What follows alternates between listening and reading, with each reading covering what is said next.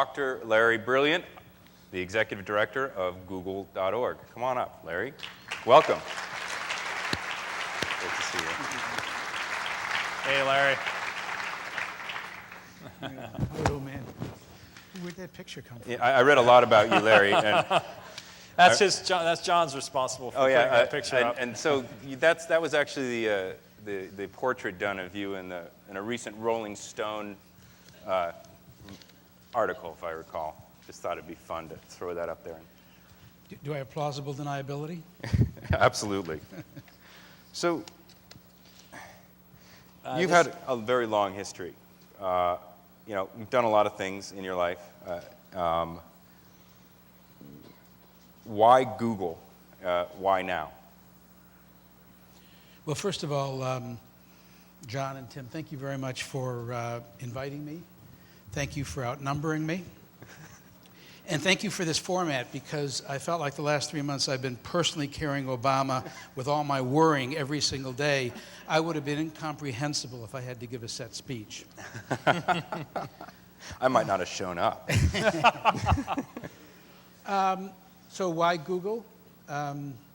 The fellow who's going to follow me, John Doerr, who is a dear friend, when I was waffling about going to Google, which had nothing to do with Google, it had everything to do with I was running a nonprofit, the Saba Foundation, and we were working on blindness all over the world.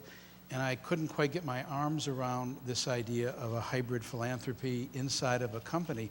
John put a dinner on for me and brought the other Chris Anderson from TED and John Pritzker and Roger McNamee, who might be here. And we had a dinner, and the substance of that dinner is, what are you, stupid?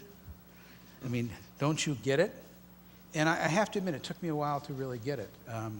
So I'd like to actually ask you to help the audience get it, because one of the things that I'm really interested in about Google.org is that it seems to me to be, a fairly successful example of a new kind of philanthropy. I mean, the Bill and Melinda Gates Foundation is something that Bill Gates does when he retires. Yet this is somehow integrated, with Google. And I want to understand how we can make that not a one-off. How other companies can say, that is a really powerful idea. I want to do it too. So can you kind of tell us how it works? Well, for those of you who don't know, Google.org is a hybrid philanthropy. Larry and Sergey, when they started Google, and at the time of the public offering, they wrote a letter to shareholders. And they said, we are going to take some amount of money that will belong to shareholders. It's actually 1% of the equity of Google, 1% of the profits, and employee time. And we're going to put it in an organization which will try to tackle the biggest problems in the world. And that means that it may not be directly benefiting you as a shareholder in earnings per share or in stock price. And if you don't like us to do this, just please don't buy our stock. Not a lot of people follow that. So that's the first thing. Obviously, they put in the pre-IPO, ground rules from the beginning. They thought about it in advance. And you have to give credit to Mark Benioff and Salesforce.com, because this was their model, this 1% model, which we've stolen fair and square. And Google has never done that before. We're speaking about Google.org only. But I mean, it was Mark's idea, and he actually is running a website which is called something like One More 1.0 for other companies to take a look at it. Now, to be fair, again, this works when you're not yet a public company. It'd be very difficult for IBM or Intel to write a letter to their shareholders and saying, we're taking 1% of the equity and 1% of the profits and 1% of the employees that belong to you, and we're going to do great things that are not going to benefit you directly. So prescience, doing it before you're public, is a really good thing to do. But the model itself is extensible, I believe.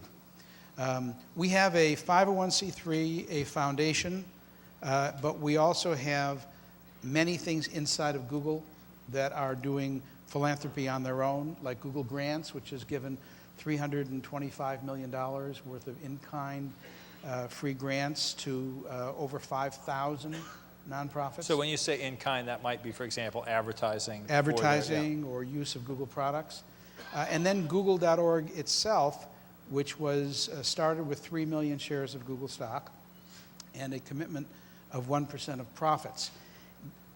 We are, this part of us, the larger part of these three entities, is actually a line item inside of Google. We are a C Corp by extension. So not a 501(c)(3). You are actually... We run a 501c3. We have things that are directly inside the company.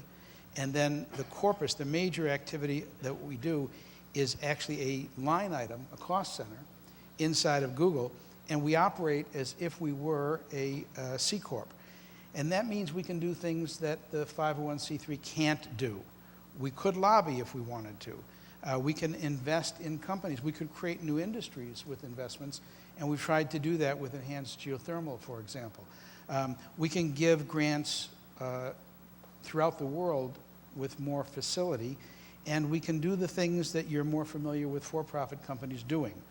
And as we talk maybe a little bit, I can give examples of things that we've done in the nonprofit side that are more classic foundation related, that we've done inside of Google that are more engineering based, and that are more financial. So that model itself is a good one. It remains to be seen, the success that we'll have, because in the world that I live in, the successes frequently take years, not days, to mature. So we are cautiously optimistic. We've had a couple of really good things happen, and we're all pretty happy so far. Mm-hmm. So, when you just try to decide, what to fund, I mean, what are your criteria? What's your process? So the process was almost a typical venture capital model. We went through well over 10,000 ideas. We tried to find things that met two sets of criteria. One, is the problem huge, and can the solutions to the problem scale? Are we really dealing with one of the biggest problems in the world? So can you expand on can the solution scale? Give us an example of something you would reject because it doesn't have a scalable solution. Well, scalable, or that Google had nothing to offer it. There's two different, there were two different disqualifiers. So if you do a multiple logistic regression, where you're looking at the causes and the cures of poverty or children's infant mortality, every one of those studies will show you the single most important thing that you can do is girls' education. Early girls' education is the single most highly correlated activity with reducing childhood mortality, increasing GDP per capita. But we didn't feel that we had a unique contribution that we could make to it. So while it's a critically important issue, it didn't make our final list. We wish we could do things in that area. But still, so for example, if somebody came to you with a solution that showed how it leveraged your capabilities in a unique way. Can I ask what do you mean by your capabilities? Sure. Let me answer that question. We wouldn't do it now. Mm-hmm.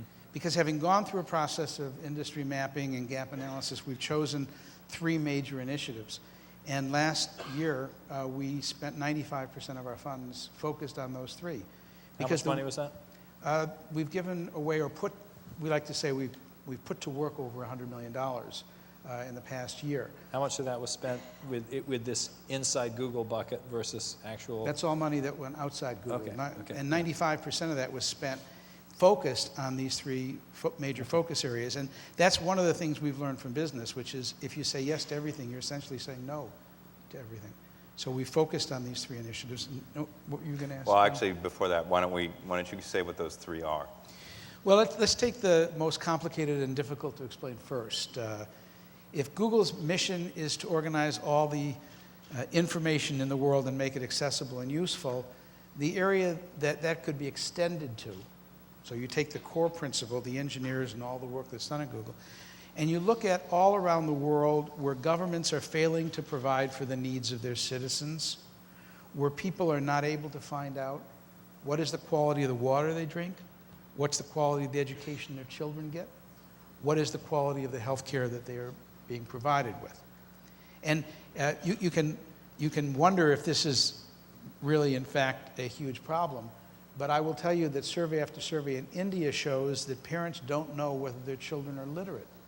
It's very difficult for an illiterate parent to know if their children are actually getting an education that makes them literate. And literacy and numeracy are the currency of success in the world. And the quality of the water that people drink, we don't even know it ourselves here. So improving government services, public sector services, could be government, could be church, could be NGO, improving those services, and then making it possible for communities to demand better services. So creating activism in the community to demand those services. So we have an initiative that we call Inform and Empower. It cuts across all vertical industries. It's a I think we could use some of that here in the U.S. Yeah, we could. We're just talking about Google.org now, right? Well, if you think about the countries that have emerged post-conflict or post-Soviet, they don't have the tools to deliver the public good services that they are being voted into office for. So in India, for example, we've supported a group called ASER, and ASER has been doing surveys. Well, let's take it back to the U.S. You're moving from Kentville, I understand, to a neighboring community. Before you move, one of the first things you would look at is the quality of the schools in the community you're working to. We have lots of surveys that say that the quality of the 4th grade education is this, and this is how good the 8th grade test scores are. Well, there's nothing like that in India or Africa. That's an important thing to be able to have, but you can't get governments to do it. You've got to get third parties to do that. Mm-hmm. So this Inform and Empower initiative funded a group called ASER, which is doing those surveys in India. The results were to create a huge conversation. What education do we demand from our government? How do we find out where it's lacking? How do we lobby for, use the power of the vote, use democracy to get better education? And they were so successful that that model has now migrated to Africa and to Tanzania.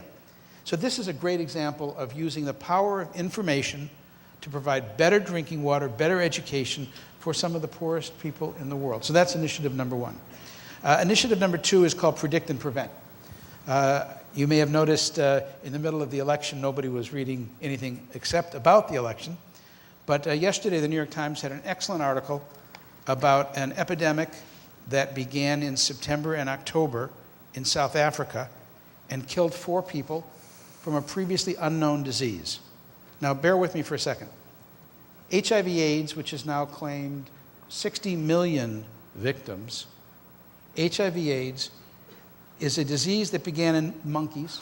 Chimpanzees ate the monkeys, and human beings did naughty things with those chimpanzees. That's how HIV/AIDS began and has spread. Wouldn't it have been magical if we could have been there at the moment that the SIV virus, the simian immunodeficiency virus, jumped to the chimpanzee and had a genetic test to be able to know what is that virus? How can we build right now, before it gets out of control, a vaccine or an antiviral? We've had HIV/AIDS, SARS, Ebola, Lassa fever, Marburg, bird flu. There have been 30 new, potentially pandemic diseases that have occurred in the last 10 years because of deforestation, because we're pushing the boundaries in every way of water and natural resources. So there was an example of that, started 2 months ago, but it was caught early, and then it was sent to Columbia University, where Ian Lipkin was able to do a total sequencing and determine it was an arenavirus, previously unknown pathogenic virus that killed 4 people, could have killed 4 million, and we now know what that virus is. Now, Ian happens to be one of our grantees. So, and how was the early detection part of it that play out for Google? I mean, that's obviously one of the really big themes that I think we're moving towards, this idea of instrumenting the world, both with sensors but also with people noticing things and then submitting it. How are you guys actually finding these things? So there's an organization called Health Map, and if you have a chance when you get online to take a look at it, it's originally was created by Children's Hospital in Boston, part of Harvard. And there's another organization called ProMed, which is like a mail serve for infectious disease specialists. We've been helping to fund bringing them together so that they can create a better early warning system.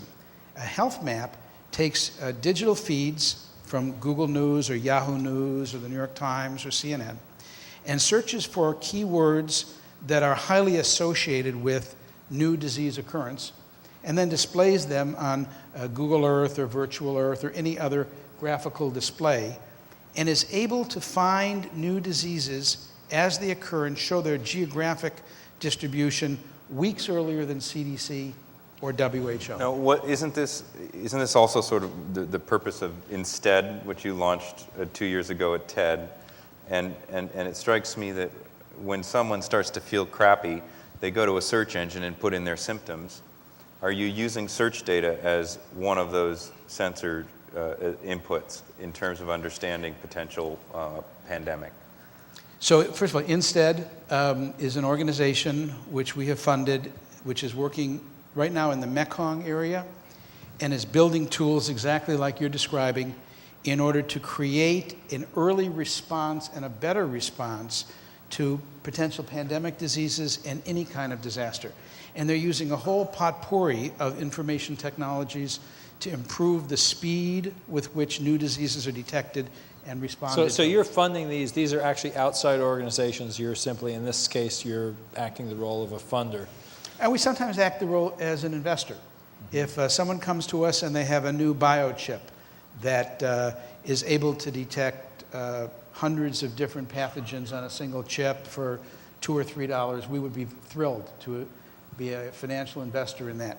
Because if we could scale these early detection systems and move them out into the field, we'd be doing everyone a great favor. And let's just take sequencing. We all know now that you can go to 23andMe or some other organization and you can get part of your genome decoded for under $1,000, under $500. Wouldn't Under it be $400. Under $400, that's right. I turned my head away for a moment. Wouldn't it be great if we could scale those systems like a 454 sequencer and get that down to a couple of $1,000s so that it can be in Kenya or it can be in the Mekong. It will be from the Mekong area that bird flu will arise, the 6 countries that surround the Mekong. That's where influenza traditionally comes from. Influenza, all of influenza is essentially duck flu. It begins in ducks, and every year as migratory animals cohabitate with domestic fowl, they move these viruses, which are changing at a rate of 1 or 2% of their proteins and their genes every year. And that's why you have seasonal influenza. Every year we get a pandemic. This year we'll have a pandemic of flu. We don't call it that every year. So the Predict and Prevent initiative is intended to take the emerging technologies and use them as antidotes against the emerging diseases and hope that we win. Because if we lose, if you can only imagine an epidemic, a pandemic, a bird flu arising from the Mekong with today's travel laid on top of today's financial despair, no one will ride in an airplane. You guys wouldn't get in an airplane with 200 strangers if somebody was coughing and you knew that there was a pandemic that killed 1 out of 3 people. So we have to be vigilant, and we have to be Let's early. talk a little bit before we get on to the third area, which is obviously one that you've made probably the biggest number of investments in. Commercial potential. You know, there's this funny, boundary between nonprofit and for-profit. And you said if there was somebody who had this, sort of great new chip, biochip design, we'd love to invest in it. Clearly that means that on some of these things that you're supporting a nonprofit that's doing good work, but you're also then saying, wow, there's commercial opportunity here, and we want to actually help get companies to tackle these problems. I mean, how much do you try to, besides just being an investor, how much do you try to facilitate the formation of new industry, in an Well, we area? do try, and when we talk about the RE-C, the renewable energy Yeah, initiative, so maybe we should go on to clearly that, so try your to do third that. initiative. But I would say that there are many strengths to this hybrid model. Yeah. And one of the things we have to be careful of is that no one ever thinks, and in fact it's never true, that philanthropic dollars are used to further Google products. We can't use philanthropy as a wedge to get the for-profit activities into an opportunity. I mean, you can't give away like Windows PCs in Africa as a way of building early market share. I'm not going to speak to I'm not going to speak to any individual activity that you may be citing, but you know that there's that if in the 501c3 there's a legal line that you can't cross, but even in the C Corp there's a moral line that you can't cross. Now that doesn't mean, for all of you that are contemplating bringing philanthropy into your corporation or trying these experiments, it doesn't mean that philanthropy can't help your company. In fact, I would say that today it's hard to recruit people into a company in Silicon Valley unless people feel that it's a good company doing noble things in the world. I heard your opening set piece. It's time to use technology to make the world a better place.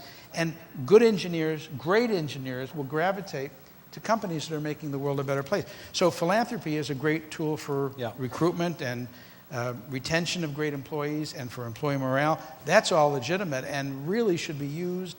And it's okay to make money. It's okay to make investments in for-profit activities where you start new industries. Well, that's one of Pierre Omidyar's ideas, which is that he found he could make more positive social change by starting interesting businesses than sometimes by working in the nonprofit sector. There are things that we cannot do with philanthropic money going to 501c3s that we could only do through the mechanism of buying shares of stock in new companies. Yeah. A 501c3 might be prohibited from doing that, or it would be difficult for them to do that. Our hybrid structure allows us to do that. So we've hired lots of good investors, and we have a lot of financial types working in google.org. That makes us a little bit different. So but a great example, you mentioned 23andMe. If they succeed in creating a market for gene sequencing, that brings down the cost of equipment, which then builds that industry in a different scale. And I think those kind of things, there's an ecological succession model that often happens in industries. I want to make sure we get to the third. Yeah, sorry.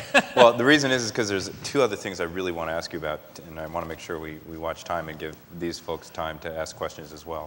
So the third initiative you might have heard of, it's called RE less than C. It's a kind of geeky formulation, renewable energy cheaper than electricity from coal. And today, coal is the cheapest form of electricity, and you can get a coal-fired electrical plant and produce electricity at 4 cents per kilowatt hour, maybe 3 cents per kilowatt hour. If you add on cap and trade, maybe you'll add 2 more cents per kilowatt hour. But photovoltaics are still at 16, 17, 18 cents per kilowatt hour.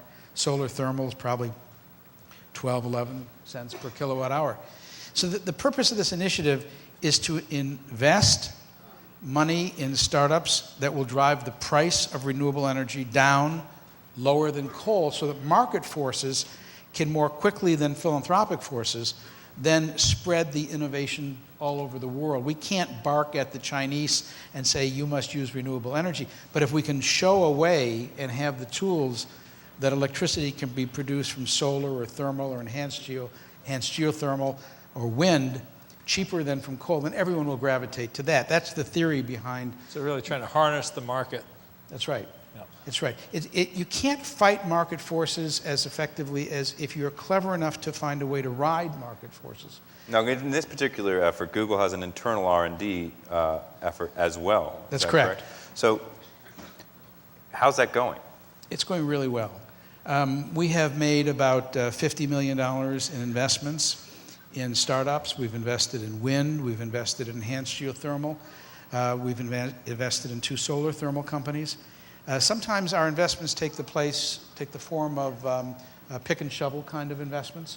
We invested in Powder Drilling, which is an organization that's trying to make better, faster bits to crack through rock more quickly and to get to geothermal layers. To get down to geothermal. Geothermal, in some ways, if it works, is better than the intermittent energy producers of solar and wind because it's base load. It's always there. It's also ubiquitous, so one could envision a world in which the places that today have coal mines and communities where jobs are being built around coal mining communities, you could envision a time when you could just put a tube down there and have enhanced geothermal even there. Sometimes it's hard to think of how you would do that. But with wind this or does solar. bring up the same questions that Tim raised earlier, which is you've got, are the investments that you're making in these startups and then in R&D that you have inside Google, is that R&D inside Google part of Google corporate and therefore competitive with the investments you're making in the outside company? So there's 2 separate ways to respond to that. First, there's a Chinese wall, and a really good one, between the R&D that is being done inside Google. We won't even meet in the same room as the people who are looking at investments. And this is a pretty typical problem that people in other industries face. But I would like to say it is important that we make money on these investments, and it is important that these companies make a profit. It's not only important because it's okay to make money, it's important because while we might be so committed to climate change that we would make investments like that, If they don't make money, no one else will. Yeah. So we have to find a way to make renewable energy at a price less than coal and make it profitable to do so, or else you won't get the flows of capital, you won't be able to ride the waves of market forces. And that's why this is such an exciting gig for me, because I can use, both my old tech business stuff as well as the philanthropic side. Yeah. How involved are the founders in .org? Oh, I think that they're obsessed about the RE Less Than C initiative. We actually have a weekly meeting with Larry and Sergey talking about RE Less Than C. They're very much involved. How about Eric? Eric is very involved in climate, and he has taken, and you may have read his various op-ed pieces or his policy pieces, but he has taken a very wise approach to the total comprehensive nature of climate change. I'm really I'm proud to be at Google because of those things. Yeah. You have said actually that it's core to Google to prevent climate change. Is that just because you don't want to flood the offices? Well, I think, to be honest, we're a huge and growing consumer of electricity.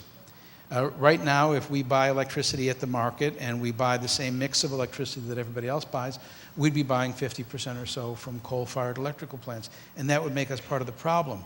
And we don't want to be part of the problem. We want to be part of the solution. So that's one of the things that drives us from the corporate culture we have. I think that on a personal basis, Larry and Sergey and Eric and most of the people at Google are almost obsessed about climate change. Your speaker tonight, Al Gore, has infected us with the virus of a commitment to fighting against climate change. So we have both a personal as well as a business reason. So, Go ahead. So a quick question here. There's an interesting, Google as one of the largest data center operators in the world obviously must be pushing the envelope on sort of data center management, efficiency, sort of a lot of internal knowledge. Now, in some sense, that's also competitively, gives Google competitive advantage against, say, a Yahoo or a Microsoft or whatever.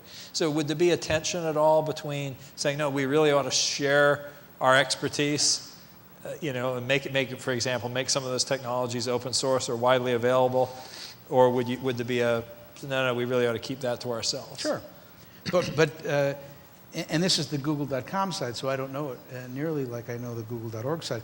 But we have announced a series of consortium to reduce to improve the efficiency of servers. We've actually published a lot of our efficiency savers. Our servers are classically 1 or 2x more efficient than other server farms, and we've published a lot of that.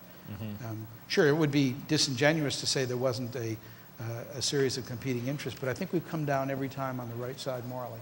Okay. I want to ask you, it's kind of a curveball, but I know you can make it all relate. You were one of the founders of The Well. How many people out there had a Well account? How many people still do? There's JD down there. That's great. What did you learn doing that? By the way, you also founded a bunch of other companies that didn't work.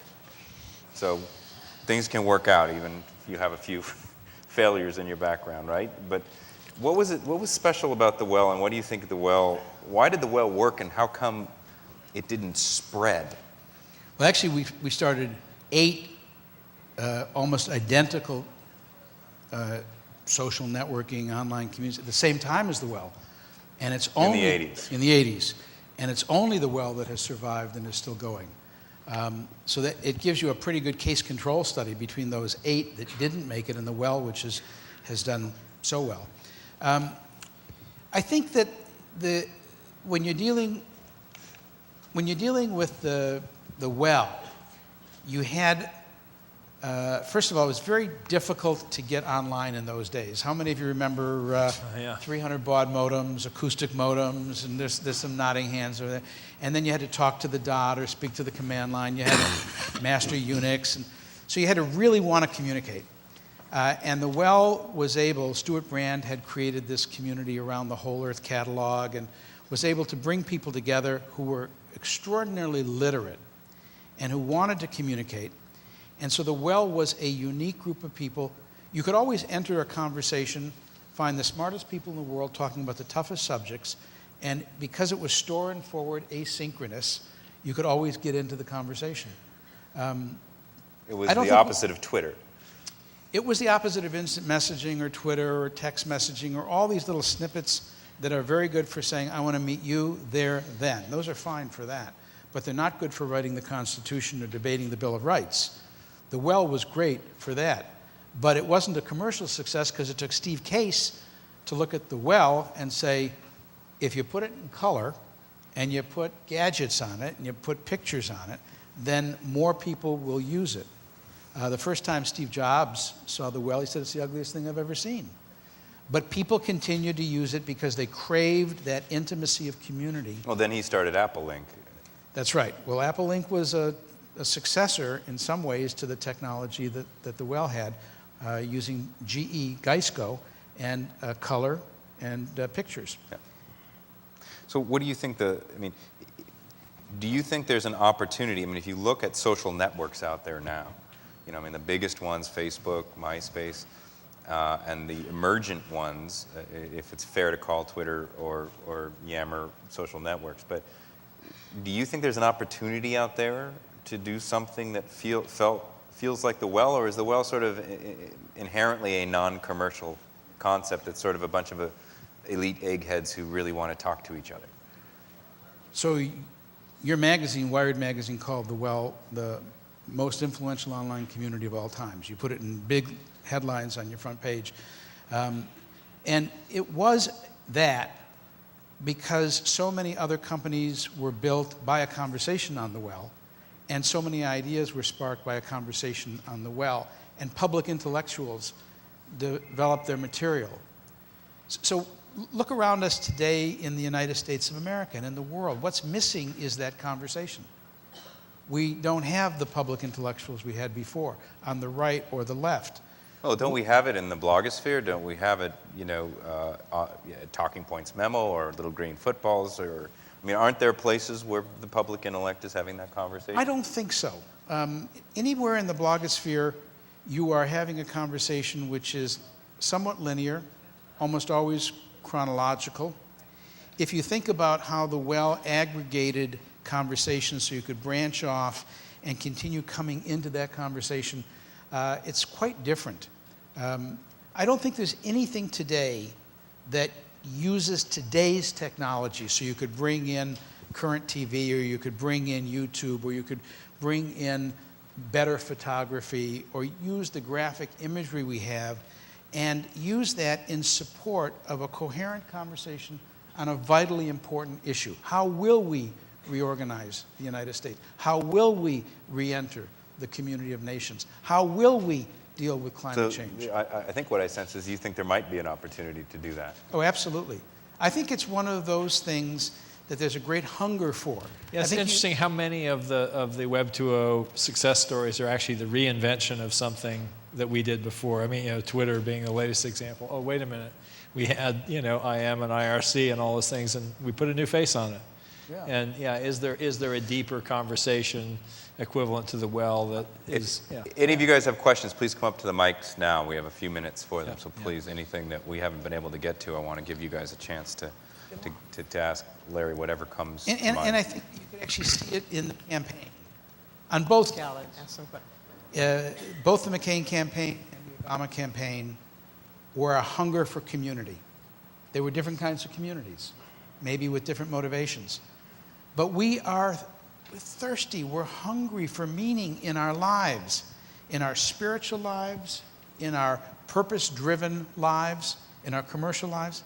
And I think that the software is lagging behind the hunger we have for a search for meaning in our lives. Mm-hmm. Somebody's there. Sorry. There's a question. We bring up the mic? Is it working there? Yeah. Oh, I'm sorry. Okay. My name is Tom Crowell, and it's really a privilege to be here. And something triggered when you mentioned the issue of scaling systems. And what immediately came to my mind is the issue of that we're all faced with is scaling representative government in ways that are truly effective, where the citizen can maintain his involvement, and where the leaders encourage an informed and a empowered citizenry.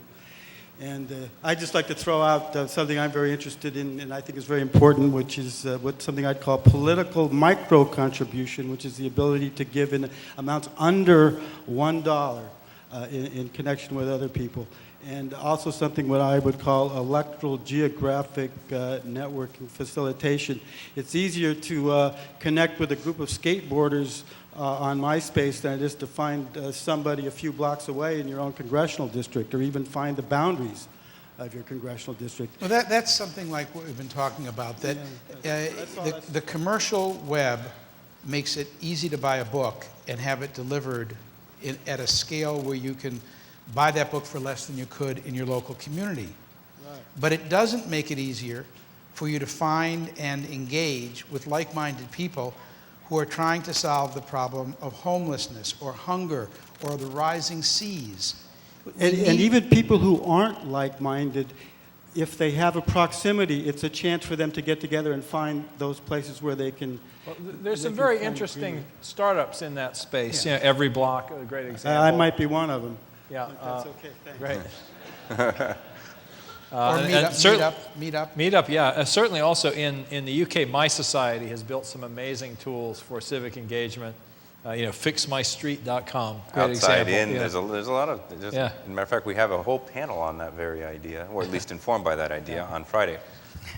I was interested in what you said about making information available in other parts of the world, like what schools were good and things that are kind of ordinary information here that's available. But what's not available in the US, which affects the way that we understand our lives and everything that affects our lives, is the information that's guarded by corporations and governments and is quite well protected. And it's not been available to search. And I know Bruce Sterling's always had a big idea about this called Amazon.org, where that information would be available. And it seems it's a difficult project because profit's inherently, perhaps, at least historically, not linked to having that information in circulation. But it seems to me solving that problem, how the people can work with the information that really affects their lives, the way the financial markets work, the way that corporations work, the way the formulas in our products are put together that we put on our face or in our bathtubs. So isn't that a very Google project?